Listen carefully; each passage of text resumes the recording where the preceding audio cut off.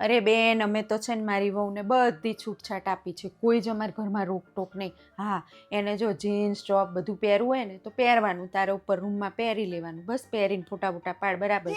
બાકી નીચે પહેરીને ના આવતી. બાકી ઉપર એને જે પહેરવું હોય પહેરે, કોઈ છૂટછાટ આપણે લપ જ નહીં કરવાની. આ તો મારા સાસુ હોય એટલે એમ થાય કે ના સારું લાગે એટલે આપણે કહીએ થોડું. અને કામનું તો એને જ્યારે જે કરવું હોય ત્યાં બધા નિર્ણય એને જ લેવાના. મેં તો કંઈ માથે જ નહીં રાખ્યું. કપડાં ધોવા કયો સાબુ વાપરવો, કયો પાવડર વાપરવો, વાસણ ઘસવા કયું લિક્વિડ લાવવું, બધું એના માથે જ છે. એને જે વાપરવું એ વાપરે, આપણે કોઈ જ રોકટોક નહીં. અને જો કામ તો ઘરમાં બીજું શું હોય અમારે? કચરા પોતા, વાસણ ને કપડાં અને રસોઈ, બીજું શું કામ હોય? એટલે કીધું જ છે મેં, તમ તાર શાંતિથી કરવાનું, તમ તાર એવી ઉતાવળ નહીં કરવાની. અને મારે કોઈ રોકટોક નહીં હો.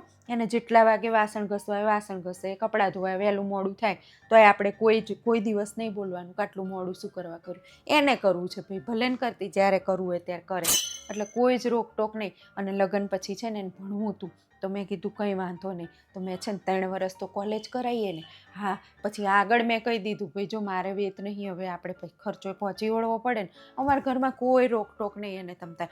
અને ફરવાનું તો મેં એને શું કીધું, આવડું મોટું ઘર છે, તમતાર આખા ઘરમાં ફરે રાખને. આપણે ક્યાં કંઈ રોકટોક છે?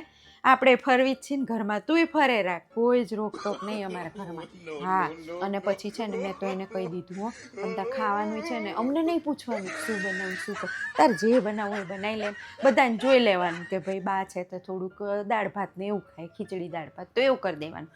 મીતને જે ભાવે, તને હવે ખબર જ હોય ને બધાને શું ભાવે, એવું અમને પૂછવાનું જ નહીં. તું જે બનાવીશ એ ખાઈ લઈશું. બાકી અમારા ઘરમાં કોઈ જ રોકટોક નહીં હો.